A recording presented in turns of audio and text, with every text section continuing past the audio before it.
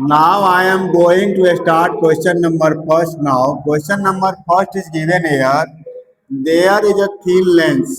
एक thin lens है बच्चों जिसका फोकल लेंथ -25 सेंटीमीटर के इक्वल दिया हुआ है।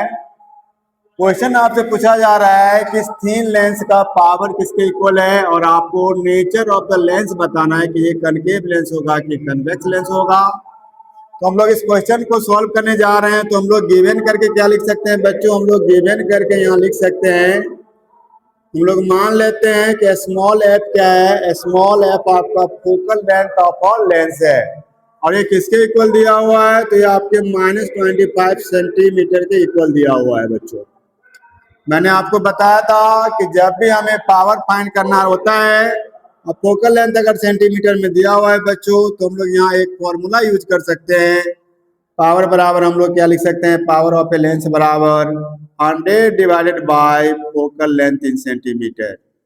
लेकिन हमें फोकल लेंथ का वैल्यू किसके साथ लेना है? विद साइन के साथ लेना है। तो हम लोग यहाँ पुट कर सकते हैं 100। फोकल लेंथ थीन लेंस का बच्चों दिया हुआ है -25 सेंटीमीटर, तो हम लोग यहाँ -25 लेंगे। और यहाँ हम लोग बात करेंगे कि फोकल लेंथ अगर सेंटीमीटर में दिया हुआ है, अगर फॉर्मूला हम लोग यूज करते हैं 100 divided by focal length in centimetre, तो आंसर मेरा हमेशा डायोप्टर में आएगा। तो हम लोग 5 से कट करेंगे तो 5 5 या 25 हो जाएगा। 5 से आपका ये 20 हो जाएगा। 5 से आप कट कीजिएगा तो 5 4 आपका 20 हो जाएगा, यानी -4 डायोप्टर क्या हो जाएगा बच्चों? थीन लेंस का पावर हो जाएगा। यहाँ हम लोग देख रहे हैं बच्चों, पावर का जो वैल्यू है ना, ये -40 आया है। इसका मतलब यहाँ जो पावर का जो साइन है ना, वो क्या है आपका? निगेटिव है। पावर का साइन निगेटिव है, इसका मतलब क्या हो जाएगा? फोकल लेंथ भी आपका क्या होगा? निगेटिव होगा। और हम लोग जानते हैं कि कनकेव लेंस का फोकल लेंथ हमेशा क्या होता है बच्चों? निगेटिव होता है। तो जब भी हम लोग बात करेंगे पावर का वैल्यू अगर हमें निगेटिव देखने को मिले, इसका मतलब फोकल लेंथ क्या होगा? डेफिनेटली आपका निगेटिव होगा। और लेंस का नेचर कैसा हो जाएगा? तो कनकेव लेंस हो जाएगा। तो यहाँ से हम लोग लिख सकते हैं कि it is a concave lens. और हम लोग लेंस का पावर जो है सो ऑलरेडी फाइंड कर चुके हैं, -4 डायोप्टर। तो यही मेरा फाइनली आंसर हो जाएगा। Now I am going to start question number 2 now. Question number 2 में बच्चों दिया हुआ है light travels in a medium with a velocity of 2 metre per second and you have to find the refractive index of a medium.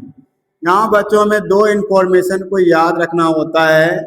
यहाँ हम लोग बात करेंगे speed of light in vacuum medium. Speed of light in vacuum medium और air medium हम लोग जानते हैं किसके इक्वल होता है बच्चों? तो this one is equal to 3 × 10⁸ metre per second के इक्वल होता है, जिसको हम लोग फिर इसके भाषा में क्या बोलते हैं? सी से रिप्रेजेंट करते हैं। Speed of light in vacuum और एयर मीडियम को हम लोग सी से रिप्रेजेंट करते हैं। और सी का वैल्यू किसके इक्वल है? 3 × 10⁸ मीटर पर सेकेंड के इक्वल है। और मीडियम में जो लाइट का स्पीड होता है बच्चों, उसको हम लोग भी से रिप्रेजेंट करते हैं, यानी हम लोग लिख सकते हैं speed of light in a medium. Speed of light in a medium, इसका न्यूमेरिक वैल्यू आपको दिया हुआ है बच्चों। कितना दिया हुआ है? तो this one is equal to 2 × 10⁸ metre per second. अब हमसे पूछा जा रहा है कि रिफ्रैक्टिव इंडेक्स जो है सो मीडियम का क्या होगा। तो हम लोग फॉर्मूला यूज कर सकते हैं। Refractive index of a medium का फॉर्मूला क्या बन जाएगा?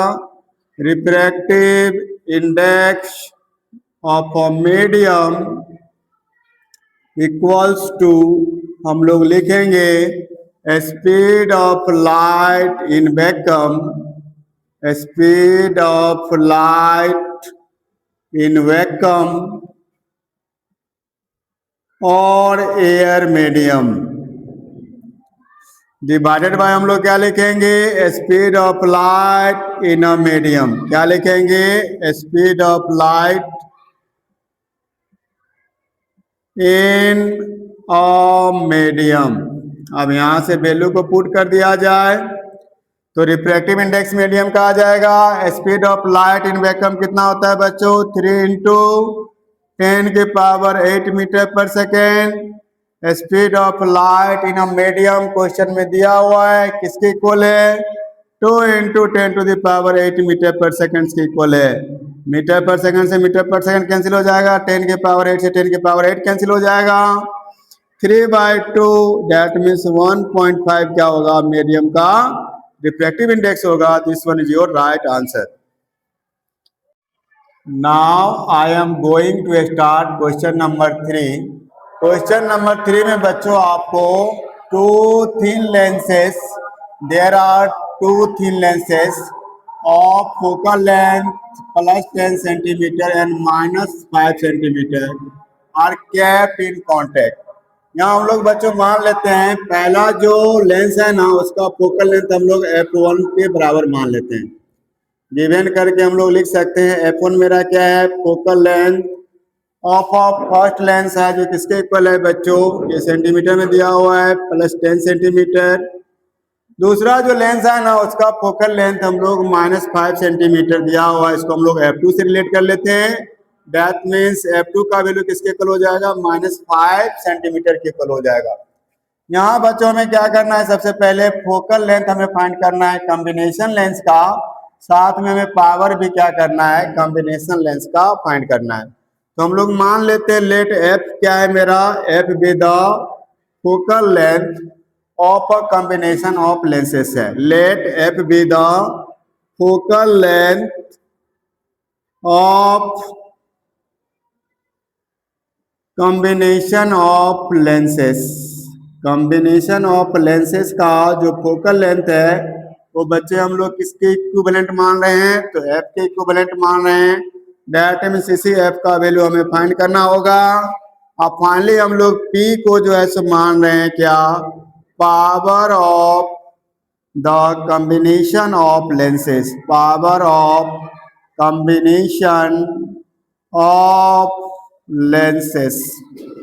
यहाँ से अब हम लोग क्या करेंगे? पहले फोकल लेंथ को हम लोग फाइंड करेंगे।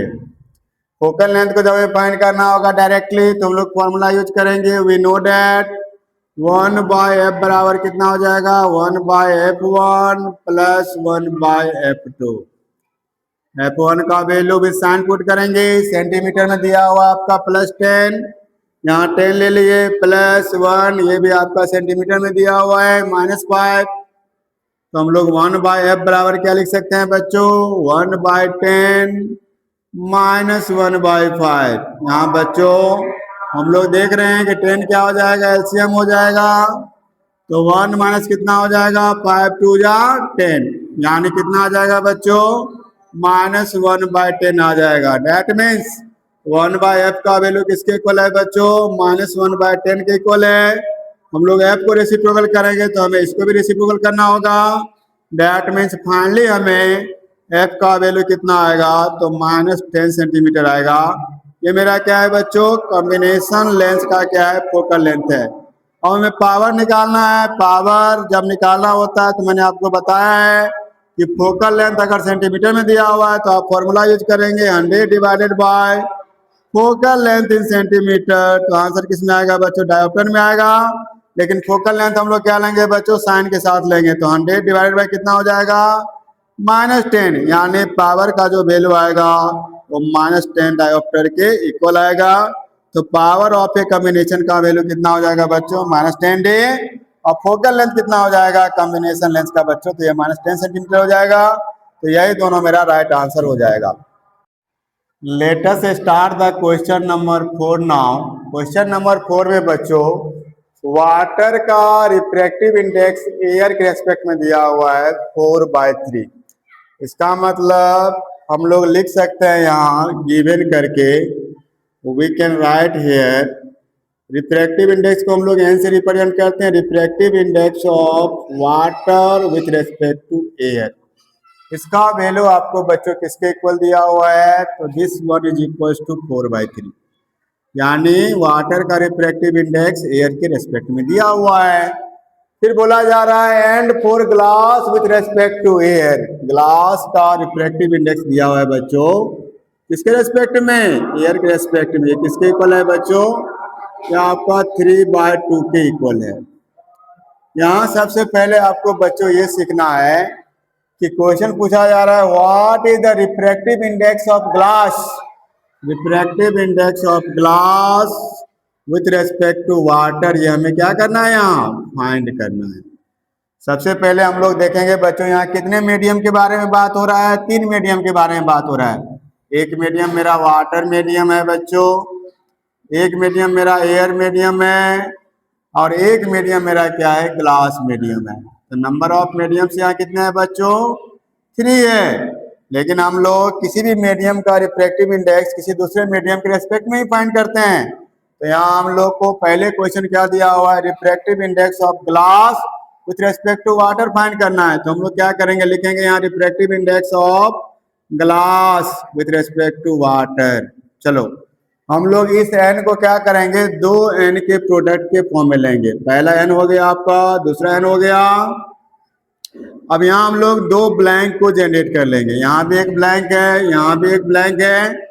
अब हमें देखना है ना कि रिफ्रैक्टिव इंडेक्स ऑफ ग्लास में G पहले है, तो यहाँ हम लोग सबसे पहले G लिखेंगे, और लास्ट मेरा कहाँ से हो रहा है, W से, तो हम लोग लास्ट में यहाँ W पुट कर देंगे। G और W मेरा आ गया, कौन सा मीडियम बचा बच्चों, एयर, तो यहाँ हम लोग एयर मीडियम को फिल कर देंगे। यहाँ भी ये हो जाएगा और यहाँ भी ये हो जाएगा। इसका मतलब क्या है, यह refractive index of glass with respect to air, ये डेटा बच्चों हमें दिया हुआ है। Refractive index of glass with respect to air का वैल्यू किसके इक्वल है, 3/2 के इक्वल है, इनटू यहाँ दिया हुआ है refractive index of air with respect to water, लेकिन यहाँ दिया हुआ है refractive index of water with respect to air. तो यहाँ वाटर मीडियम का रिफ्रैक्टिव इंडेक्स दिया हुआ है एयर के रेस्पेक्ट में जो 4/3 है, लेकिन हमें चाहिए refractive index of air with respect to water. हम लोग क्या करेंगे बच्चों, इसको रेसिप्रोकल कर देंगे। तो 4/3 का रेसिप्रोकल क्या बन जाएगा, 3/4। दैट मीन्स मेरा आंसर कितना आ जाएगा, 3 को 3 से मल्टीप्लाई करेंगे 9, और 4 को 2 से करेंगे तो 8, तो 9/8 मेरा राइट आंसर हो जाएगा। Let us start the question number 5 now. Question number 5 में बच्चों दिया हुआ है वाटर का रिफ्रैक्टिव इंडेक्स आपको 4/3 के इक्वल दिया हुआ है। तो गिवन करके यहाँ हम लोग लिख सकते हैं, we can write here given बराबर क्या हो जाएगा, रिफ्रैक्टिव इंडेक्स का वैल्यू किसके इक्वल दिया हुआ है बच्चों, this one is equal to 4/3। हम लोग देख रहे हैं यहाँ हमें जो है ना एक्चुअल डेप्थ जो है सो टैंक का फाइंड करना है। एक्चुअल डेप्थ का मतलब क्या होता है बच्चों, एक्चुअल का मतलब रियल होता है, तो रियल डेप्थ का वैल्यू जो है सो हमें यहाँ फाइंड करना है। और यहाँ बताया जा रहा है कि water tank appears to be 4 metre deep when viewed from top.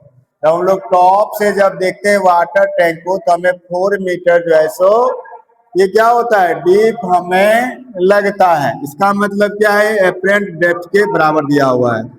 Apparent depth का जो वैल्यू है ये किसके इक्वल दिया हुआ है बच्चों, this one is equal to 4 metre. हम लोग यहाँ से फॉर्मूला यूज कर सकते हैं, रिफ्रैक्टिव इंडेक्स का फॉर्मूला क्या होता है, real depth divided by apparent depth. Real depth divided by apparent depth. यहां से हम लोग वैल्यू को पुट कर लेते हैं बच्चों। रिफ्रैक्टिव इंडेक्स का वैल्यू किसके इक्वल दिया हुआ है, 4/3 के इक्वल दिया हुआ है। रियल डेप्थ का जो वैल्यू है ये हमें यहाँ फाइंड करना है, इसको हम लोग रियल डेप्थ ही लिख लेते हैं बच्चों। और एपरेंट डेप्थ का जो वैल्यू है ये किसके इक्वल दिया हुआ है, तो ये आपके 4 मीटर के इक्वल दिया हुआ है। क्रॉस मल्टीप्लिकेशन कर लेते हैं, रियल डेप्थ बराबर क्या हो जाएगा बच्चों, 4 को हम लोग 4 के साथ मल्टीप्लाई करेंगे और किससे डिवाइड करेंगे, 3 से, तो हो जाएगा 4 4 जा 16 डिवाइडेड बाय 3। हम लोग बच्चों डिवाइड करेंगे इसको, 3 5 जा कितना हो जाएगा 15, ये हो जाएगा 1 पे 0, 3 3 जा 9, फिर आपका 3 3 जा 9, इतना क्या सेंटीमीटर आपका इसका क्या हो जाएगा, रियल डेप्थ हो जाएगा। Now I am going to start question number 6 now. Question number 6 में बच्चों दिया हुआ है लाइट ट्रेवल्स फ्रॉम और rare medium 1 to denser medium 2। Light rays rare medium से कहाँ जा रहा है बच्चों, डेंसर मीडियम में जा रहा है। इसका मतलब रिफ्रैक्टिव इंडेक्स किसका होगा, मीडियम 2 का होगा विथ रिस्पेक्ट टू मीडियम 1। यहाँ दिया हुआ है कि एंगल ऑफ इंसिडेंस और एंगल ऑफ रिफ्रैक्शन दिया हुआ है according to question 45 degree and 30 degree. तो आपको फाइंड करना है refractive index of second medium with respect to first medium. तो हम लोग यहाँ से लिख सकते हैं बच्चों refractive index of medium 2 with respect to medium 1 किसके इक्वल होता है, या आपका इक्वल होता है n2 बाय n1 के।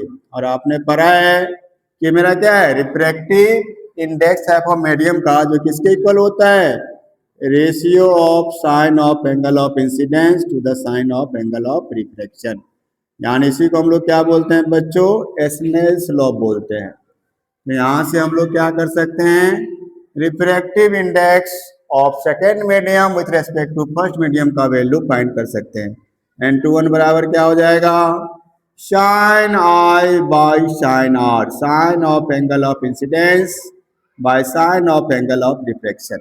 अकॉर्डिंग टू क्वेश्चन हम लोग देख रहे हैं बच्चों एंगल ऑफ इंसिडेंस का वैल्यू 45 डिग्री दिया हुआ है और एंगल ऑफ रिफ्लेक्शन का वैल्यू किसके इक्वल दिया हुआ है, 30 डिग्री के इक्वल दिया हुआ है। वैल्यू को पुट कर दिया जाए तो आंसर आ जाएगा sine of angle of incidence का वैल्यू 45 यानी sine 45 by sine of angle of reflection यानी साइन 30। साइन 45 का वैल्यू कितना होता है बच्चों, 1/√2 होता है और साइन 30 का वैल्यू 1/2 होता है। आपका पलट जाएगा, ये हो जाएगा 1/√2 और 2/1 हो जाएगा। यहाँ से बच्चों हम लोग 2 को क्या लिख सकते हैं, तो 2 को हम लोग लिख सकते हैं √2 इंटू √2, नीचे में आपका है √2, या आपका कैंसिल होके फाइनली √2 क्या हो जाएगा बच्चों, आपका आंसर आ जाएगा। Let us start question number 7 now. Question number 7 में बच्चों ग्लास का रिफ्रैक्टिव इंडेक्स आपको दिया हुआ है, किसके इक्वल है, 3/2 के इक्वल है। तो हम लोग लिख सकते हैं refractive index of glass is given here 3/2। और ग्लास पेन का थिकनेस दिया हुआ है 2 मिलीमीटर के इक्वल है। तो हम लोग मान लेते हैं एक्स किसके इक्वल है, एक्स आपका जो है thickness of the glass pane है एंड डायट इज इक्वल टू 2 मिलीमीटर। इसको हम लोग SI यूनिट में कन्वर्ट कर लेते हैं। We know that 1 मिलीमीटर बराबर 10 के पावर -3 मीटर। हम लोग क्या करेंगे बच्चों, इसको कन्वर्ट कर लेंगे, 2 इंटू 10 के पावर -3 मीटर हो जाएगा।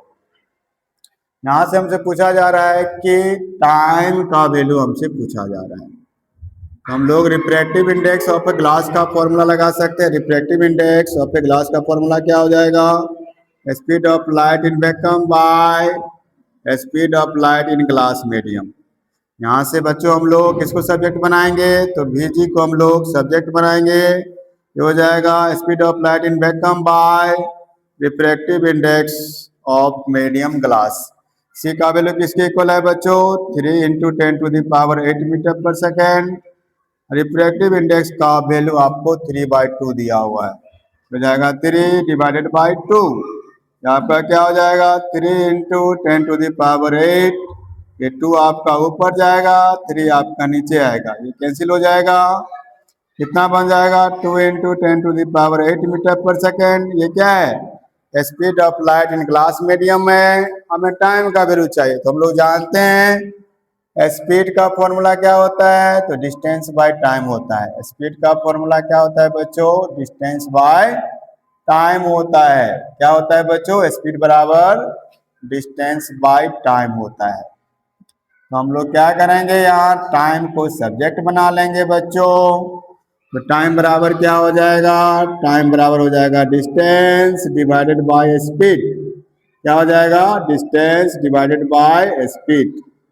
डिस्टेंस का वैल्यू बच्चों दिया हुआ है, कितना दिया हुआ है, ये आपको दिया हुआ है 2 इंटू 10 के पावर -3 किसमें, मीटर में। और स्पीड मेरा कितना है, 2 इंटू 10 के पावर 8। यहाँ से हम लोग बच्चों 2 से 2 कैंसिल हो जाएगा, कितना हो जाएगा 10 के पावर -3 -8, यानी 10 के पावर -11 सेकेंड्स मेरा क्या हो जाएगा बच्चों, आंसर हो जाएगा। Let us start question number 8 now. Question number 8 में बच्चों दिया हुआ है एक पर्सन है जिसको एक लेंस की जरूरत है जिसका पावर दिया हुआ है -5.0 dioptre for correction of her vision. Vision को करेक्ट करने के लिए एक लेंस का यूज कर रहा है जिसका पावर किसके इक्वल है, -5 डायोप्टर के इक्वल है। तो पावर ऑफ अ लेंस यहाँ कितना दिया हुआ बच्चों, -5.0 डायोप्टर दिया हुआ है। यहाँ से हमें सीखने को एक चीज मिलता है कि पावर का वैल्यू अगर बच्चों नेगेटिव है, पावर ऑफ ए लेंस अगर नेगेटिव है, इसका मतलब फोकल लेंथ डेफिनेटली क्या होगा, उस लेंस का नेगेटिव ही होगा, क्योंकि पावर का फॉर्मूला क्या होता है, 1 बाय फोकल लेंथ होता है। तो फोकल लेंथ अगर नेगेटिव होगा तभी पावर आपका क्या होगा, नेगेटिव होगा। यहाँ से सीखने को हमें ये मिला। अब सिंपल सा मतलब है कि सर अगर पावर अगर नेगेटिव है ना तो ये कौन सा लेंस होगा बच्चों, तो ये आपका कनकेव लेंस होगा। और कनकेव लेंस का मतलब क्या होता है कि कनकेव लेंस को हम लोग कौन सा लेंस बोलते हैं बच्चों, डाइवर्जिंग लेंस बोलते हैं। क्या बोलते हैं इसको, डाइवर्जिंग लेंस बोलते हैं। इसका मतलब क्या है, इसका सीधा सा मतलब यही है कि जो इमेज जो बनना चाहिए रेटिना पे, वो रेटिना पे इमेज नहीं बन रहा है। कहाँ बन रहा है, रेटिना के पहले ही इमेज का फॉर्मेशन हो जा रहा है। यानी जो इमेज रेटिना के पहले बन रहा है उसको हमें क्या करना है, डाइवर्ज करना है, कहाँ, रेटिना पे। इसका मतलब ये हुआ कि सर हमें नजदीक की वस्तु तो दिखाई देता है लेकिन दूर का ऑब्जेक्ट हमें दिखाई नहीं देता है। इसका मतलब ये कौन सा डिफेक्ट है, तो ये मेरा शॉर्ट साइटेडनेस है। इसी को हम लोग क्या बोलते हैं, मायोपिया बोलते हैं, जिसमें हम लोग क्या करते हैं, शॉर्ट साइटेडनेस का मतलब ही होता है कि नजदीक के वस्तु को हम लोग देख पाते हैं लेकिन दूर के वस्तु को हम लोग नहीं देख पाते हैं।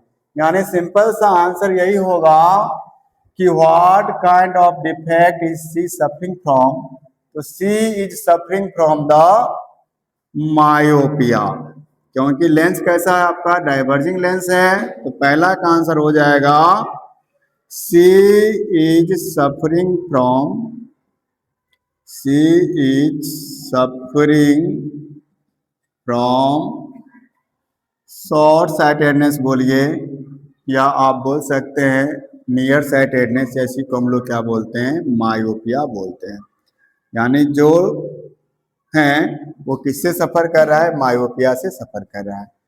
सेकेंड आपका बी में पूछा जा रहा है what is the focal length of a corrective lens. Corrective lens का फोकल लेंथ क्या है, तो बच्चों पावर अगर डायोप्टर में दिया हुआ है तो हम लोग फॉर्मूला यूज कर सकते हैं 100 divided by focal length in centimetre.